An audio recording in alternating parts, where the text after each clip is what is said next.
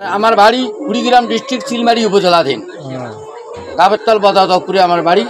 আমার সাথে একজন লোক আছে, ইনি প্রায় 100টা স্টেশনের নাম বলতে পারে। এই আশাফুল ইসলাম, হ্যাঁ ইনি আশাফুল ইসলাম, ইনি 100টা স্টেশনের প্রায় নাম বলতে পারে। রেল স্টেশন যেটা আর কি বাংলাদেশের মধ্যে যেগুলো রেল স্টেশন আছে সকল স্টেশনের নাম ইনি বলতে পারবি। আমি এনাকে বলার জন্য অনুমতি দিছি।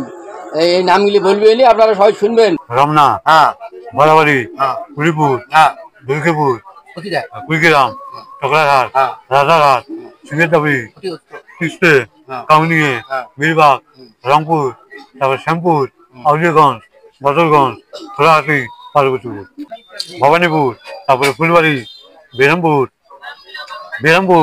তারপরে বিরামপুর, তারপরে হেলি, তারপরে পাঁচবিবি, জয়পুরহাট, তারপরে জামালগঞ্জ, তারপরে আকাশপুর, তারপরে জাফরপুর, তারপরে তেলিশপুর, তারপরে সান্তাহার, তারপরে হালালা, রানীনগর, তারপরে শাহগোলা, আহসানগঞ্জ, আত্রাই, বিরিকৃষ্ণা, তারপরে মাতনগর, তারপরে নলডাঙ্গা, বাসুদেবপুর, তারপরে নাটোর, তারপরে ইয়াসিনপুর, মালঞ্চি, তারপরে আবদুলপুর, আঞ্জিনগর, তারপরে ঈশ্বরদী, পাকশি, ভেড়ামারা, বীরপুর, তারপরে পুরাদহ, তারপরে হালসা, তারপরে আলমডাঙ্গা, তারপরে মুন্সিগঞ্জ, তারপরে মমিনপুর, তারপরে জয়মপুর, তারপরে চুয়াডাঙ্গা, তারপরে যশোনা, তারপরে উটুলি, তারপরে সফদরপুর, তারপরে কুৎসাদপুর, তারপরে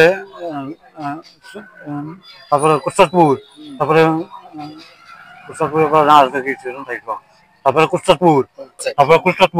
তারপরে জিন্নাতপুর, তারপরে মোবারকগঞ্জ, তারপরে আনসারবাড়ি, তারপরে শান্তনগর, তারপরে বারোবাজার, তারপরে ফুলতলা, তারপরে দৌলতপুর, তারপরে নওপাড়া, তারপরে খুলনা, তারপরে জগদীশ, তারপরে কুষ্টিয়া, তারপরে কুষ্টিয়ে, তারপরে সরাইখোল, তারপরে কুমারখালী, তারপরে খুকসা, তারপরে মাছপাড়া, তারপরে পাংশা, তারপরে কালুখালী, তারপরে বেলগাছি, সূর্যনগর, রাজবাড়ি, গোয়ালন্দ, তারপরে পাটুরিয়া, তারপরে দৌলতদিয়া। দর্শক এবার শুনলেন বাংলাদেশের মধ্যে যে রেল স্টেশন গুলো আছে, ইনি একজন আবাগোবা লোক।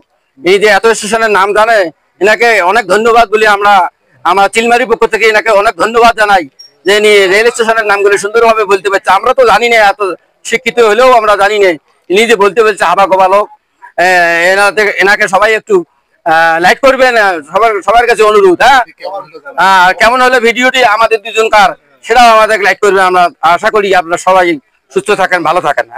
ঠিক আছে, আল্লাহ হাফেজ।